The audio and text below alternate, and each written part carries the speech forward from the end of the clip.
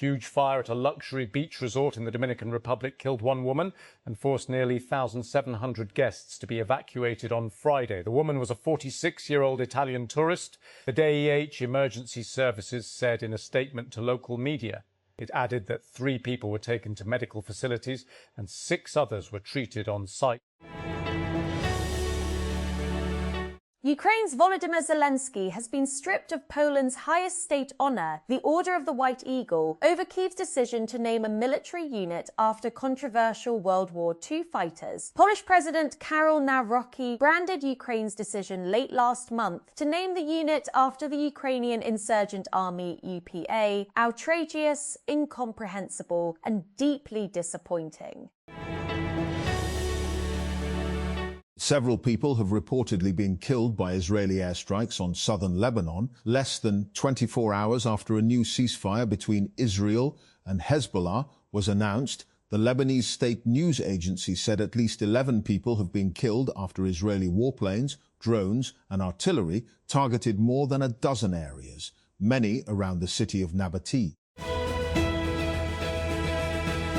Persistent fighting between Israeli forces and Hezbollah in southern Lebanon is threatening a tentative deal reached between the United States and Iran to end their war. Their memorandum of understanding includes a ceasefire in Lebanon that would protect Iran's longtime ally Hezbollah from Israeli strikes, so long as it doesn't fire at Israel. Planning Minister Ahsan Iqbal has directed the Higher Education Commission, HC, to conduct a comprehensive review of university degree programs and curricula to ensure they meet the demands of emerging technologies and future economic needs. In a policy directive issued on Friday, Iqbal said Pakistan's higher education system must adapt to the rapidly changing global economy driven by Industrial Revolution 4.0 and the emerging Industrial Revolution 5.0. He stressed that universities should equip students with skills relevant to future industries rather than outdated professions. Dr. Faisal Quraishi is worried that a proposal to withdraw advance taxes, an amount of income tax that is paid much in advance, rather than a lump sum payment at the year end, on payments for foreign TV shows and advertisements, will end up hurting Pakistan's domestic entertainment industry. In a video posted on his Instagram account on Saturday, the actor warned the move would result in local artists, technical crew and other people associated with filming losing their jobs. The knockout bracket in the FIFA World Cup 2026 is starting to take shape. It begins with the round of 32, which runs from June 28 to July 3. The Judicial Commission of Pakistan, JCP, has approved new rules governing interviews for judicial appointments. Amendments to the Judicial Commission of Pakistan, Appointment of Judges, Rules 2024, and criteria for nominating judges to constitutional benches of the country's high courts. The decision was taken during a meeting chaired by Chief Justice of Pakistan, Yahya Afridi, who serves as the Commission's chairperson.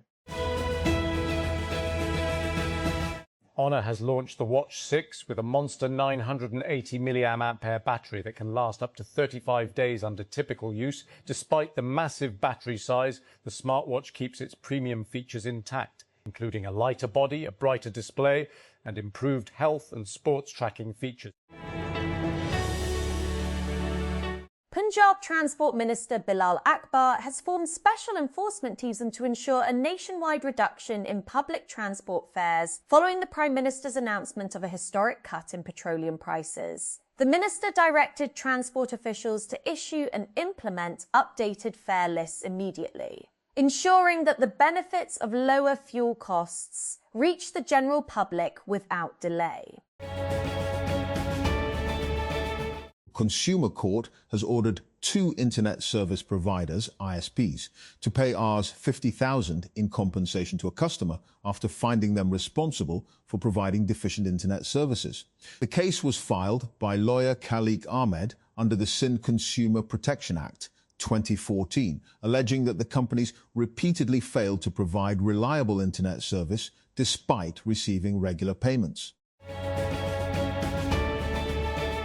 The federal cabinet has officially approved the private Hajj policy for 2027 to 2030, introducing a performance-based system to replace the traditional quota structure while digitizing all transactions to ensure transparency. According to a spokesperson for the Ministry of Religious Affairs, the new policy mandates a complete re-evaluation of current Hajj operators. Under the first-come, first-served principle, private Hajj quotas will be allocated based on efficiency, transparency, and strict compliance with regulations. Bangladesh's Prime Minister Tariq Rahman is set to visit Malaysia and China on his first trip abroad since assuming office. The Foreign Ministry said on Saturday, bypassing neighbouring India as his inaugural destination, Ram will visit Malaysia on Sunday before travelling to China the following day. Dhaka's state-run BSS news agency reported, citing Foreign Ministry officials. Earlier this week, the US and Iran finally reached an agreement to stop the war. Pakistan, which played a central role in said agreement, has been acknowledged and praised by the international community. But is this where it ends for the country? Or can the Shehbaz-led government convert the diplomatic visibility and influence into that rare opening that actually guarantees dividends? Before we answer that question, however, it is important to acknowledge that the agreement, brokered after weeks of intense diplomacy between the United States and Iran, is not a peace treaty. It is an interim framework that has merely paused a dangerous confrontation and created a 60-day negotiating window during which the most difficult questions, including sanctions relief, nuclear restrictions, and regional security arrangements, will have to be addressed. Bolivian President Rodrigo Paz declared a state of emergency across the Latin American country on Saturday after more than 6 weeks of road blockades and protests demanding his resignation, saying he had exhausted all avenues of dialogue. The decision came hours after Paz signed an agreement with the country's main trade union federation, Bolivian Workers' Central, COB, ending the protests sparked by Paz's plans for the economy. At least 5 people have been killed in Gaza after overnight Israeli strikes hit a residential area in the besieged enclave. The attacks early on Saturday hit a building on Al-Thalatini Street in Gaza City, medical sources told the Wafa news agency. 2 roadside bomb blasts in northwestern Pakistan have killed at least 7 people. The first explosion on Saturday hit a vehicle, and the second was detonated as rescuers responded, police said. The Oil and Gas Regulatory Authority, OGDRA, has officially notified a substantial reduction in the price of kerosene oil following the government's major fuel relief package. Under the new notification, kerosene oil will now be sold at Rs 233.90 bars per litre, down from the previous rate of Rs 282.99 per litre.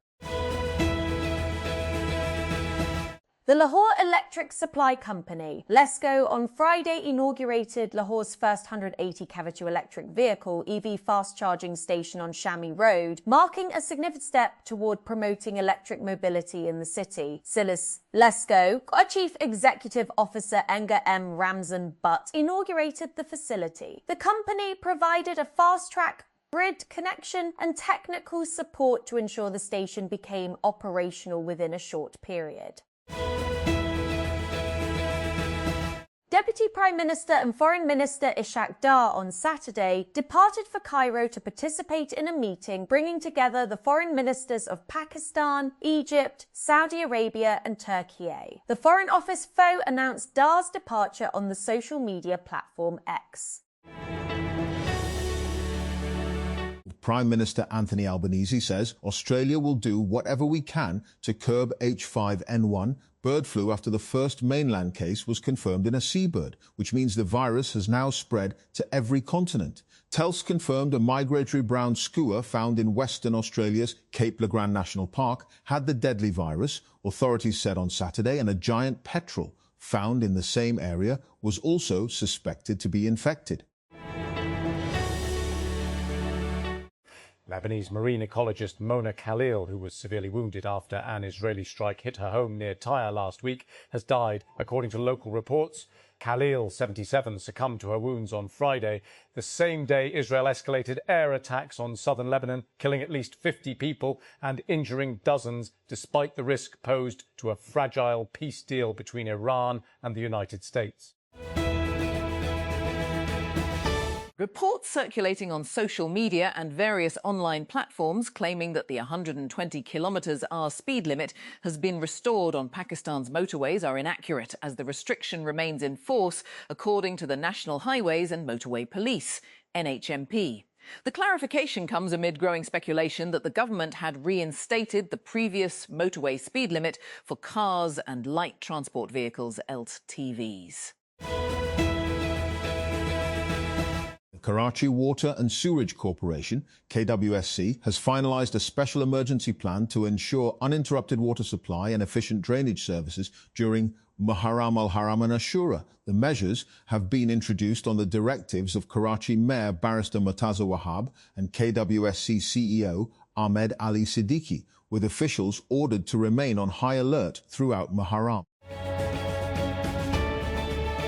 Finance Minister Mohammed Aurangzeb on Saturday asserted that the proposed budget for the next fiscal year, FY27, would set the foundation for accelerating the sustainable growth recorded in the past 2 years. His address follows the NA's discussions earlier in the day on the 140 recommendations made by the Senate on the budget. United States President Donald Trump has said that Pakistan really helped Washington with the Memorandum of Understanding with Iran. He made the remarks during an interview with American news outlet Axios. During the interview, the US president was asked about which global leaders he liked. Social activist Zulfikar Ali Bhutto Jr. is one of Pakistan's most prominent voices raising awareness about human immunodeficiency virus, HIV, and he has actor Shahryar Munawar in his corner. The two posted a reel on Instagram on Friday talking about the virus and how freely available treatment can help patients and society. When US and Israeli bombs first began falling on Iran at the end of February, China's leaders were staring at the very real possibility of another friendly regime being decapitated, much like had happened with Venezuela only weeks before. The view is quite different nearly 4 months later. The United States and Iran have reached an interim agreement after weeks of peace talks. The regime in Tehran remains in place, and the war is widely seen to have exposed the limits of American power. Returning was beautiful in the sense of going back to one's country, but it was very exhausting physically, emotionally, financially and mentally because everything has changed. 37-year-old Hayam tells Al Jazeera she is one of more than 3 million displaced people to return to Syria since the fall of the al-Assad regime in 2024.